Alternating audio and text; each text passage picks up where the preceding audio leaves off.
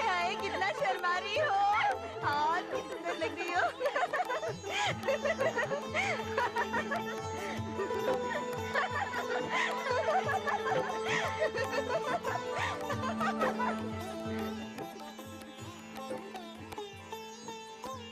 दीदी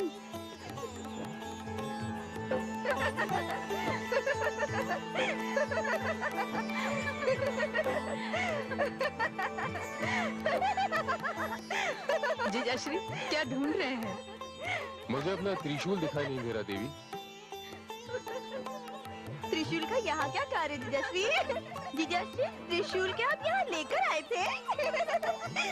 हाँ, त्रिशूल मैं यहाँ लाया तो था। पर जीजाजी हमारी जीजी को आपने अपनी शक्ति कहा है, फिर त्रिशूल की क्या आवश्यकता है? देखिए देवी, आपकी जीजी का स्थान मेरे हृदय में और मेरे त्रिशूल का स्थान मेरे हाथ में।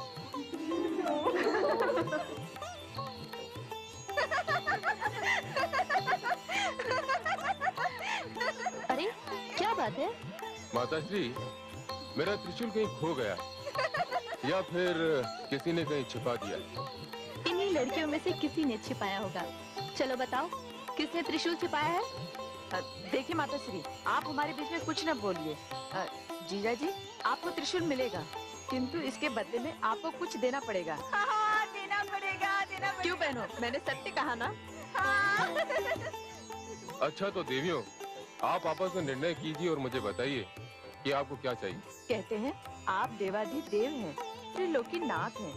आपको अपना त्रिशूल वापस लेना है तो इसके लिए आपको स्वर्ण की वर्षा करनी होगी। ये क्या कह रही हो? जिन्हें स्वर्ण से कोई मोह नहीं, जिनके लिए तुम्हारी दीदी ने स्वर्ण को त्याग दिया, तुम उनसे स्वर्ण मांग रही हो?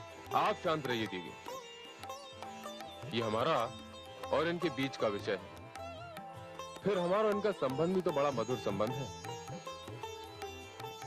देवी, आप जैसा चाहेंगी वैसा ही होगा।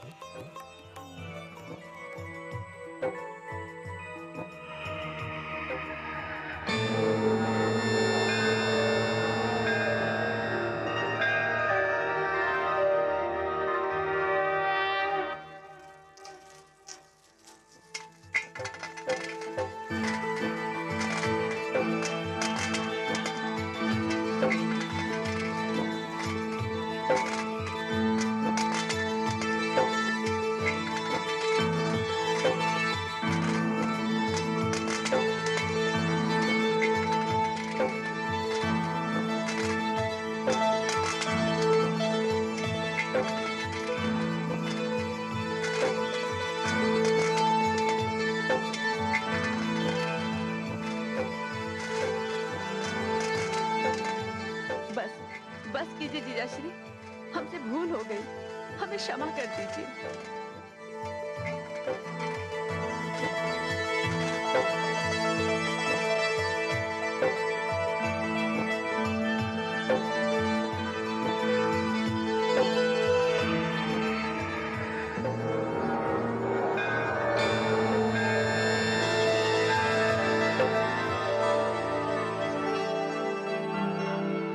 आपने मुझे रोक क्यों दिया देवी? आप तो मेरी प्रिय गौरी की बहन है। आपके लिए तो मैं सारे संसार के स्वर्ण का यहाँ ढेर लगा देता। नहीं नहीं जीजाश्री, हमें क्षमा कर दीजिए, हमें क्षमा कर दीजिए। ये रहा आपका त्रिशूल जीजाश्री। धन्यवाद। अरे आप सब तो गंभीर हो गए। अच्छा आप लोग विदाई की तैयारियां करो, मैं बाहर प्रतीक्षा करता हूँ।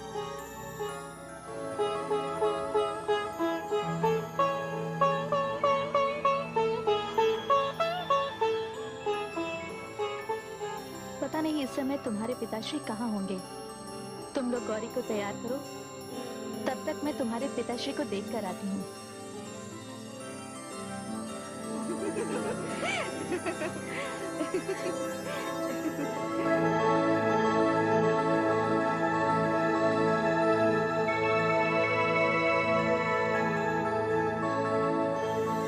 आप यहाँ क्या कर रहे हैं? पुत्री गौरी को विदा करना है, चलिए। नहीं देवी, मैं यहीं ठीक हूँ। ये आप क्या कह रहे हैं? सब लोग आपकी प्रतीक्षा कर रहे हैं। प्रतीक्षा कर रहे हैं तो करने दो। पिताश्री के क्रोध के कारण मैंने अपनी लाडली पुत्री एक ऐसे व्यक्ति के हाथों में सौंप दी जो मुझे सुहाता नहीं। मैंने कन्यादान भी कर दिया। मेरा कर्तव्य पूरा हो गया। नहीं, अभी आपका कर्तव्य पूरा नहीं हुआ। विदा के पश्चात ही आपका कर्तव्य पूरा होगा। नहीं देवी, नहीं। मैं अपने हृदय के टुकड़े को उस व्यक्ति के साथ विदा नहीं कर सकता जो मुझे पराजित करके, निर्धन करके मेरी ओर अपनी विजय की दृष्टि डालना चाहता है। देवी आप जाइए और पिताश्री से कहिए कि विदाई की विधि वे स्वयं संपन्न कर सकते हैं। ये आप क्या कह रहे हैं? ये भला कोई अच्छी बात है? संसार क्या कहेगा कि पुत्री विदा हो रही थी और पिता वहां उपस्थित नहीं था? सारे जीवन के लिए कलंक लग जाएगा। देवी आप समय नष्ट कर रही हैं। मेरा निर्णय अटल है। मैं नहीं जाऊंगा, कभी नहीं।